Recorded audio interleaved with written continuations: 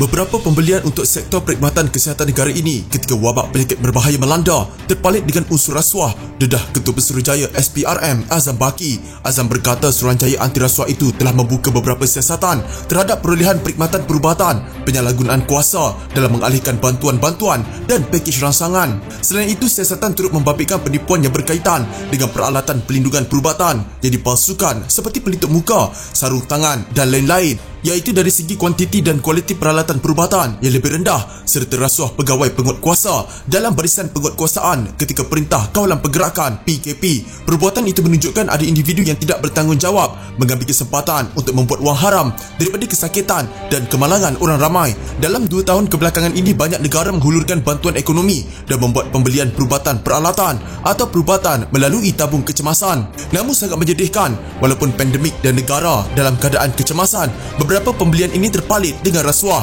Ini menunjukkan terdapat individu tidak bertanggungjawab mengambil kesempatan membuat wang haram daripada kesakitan dan kemalangan orang ramai, katanya pada ucap pertama Forum Anti Rasuah Malaysia kali ketiga yang berlangsung di Putrajaya. Pada suku pertama 2022, 376 kertas siasatan telah dibuka yang mengakibatkan 415 tangkapan. Katanya, Azam menambah SPRM membuka sebanyak 829 kertas siasatan pada 2021 yang membawa kepada 851 tangkapan, membabitkan semua jenis rasuah, pengubahan wang haram dan kesalahan bawah Akta Pengubahan Wang Haram dan Kanun Kesiksaan. Nilai aset dirampas adalah sebanyak RM162 juta, manakala RM5.13 bilion dilucut hak. SPRM akan terus mempergiat fungsi Suruhanjaya ini untuk membanteras aktiviti rasuah dan penyelewengan. Malah kita mencari pelbagai cara untuk memerangi rasuah yang kini semakin rumit kerana tipologi dan modus operandi dipertingkatkan. Sebagai contoh, sebelum ini SPRM perlu mendapatkan bantuan Jabatan Immigration untuk menumpaskan sindiket yang menggodam sistem immigration